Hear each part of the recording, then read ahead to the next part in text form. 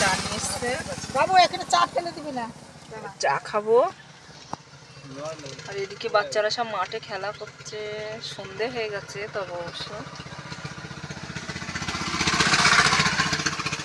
চা চা। এদিকে সব ঘর বাড়ি। আপনাদের ভিডিওটা কেমন লাগছে বলবেন। হ্যাঁ, কি বলছে আমার রিমান বাবু?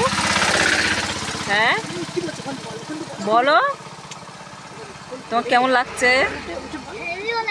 ভালো লাগছে। অনেক পরে আসবে, আর স্কুল পড়াশোনা কি হবে? হ্যাঁ, অনেক দিন পরে আসবে। জুবাইদের বাড়ি যাব, অনেক দিন পরে আসবো।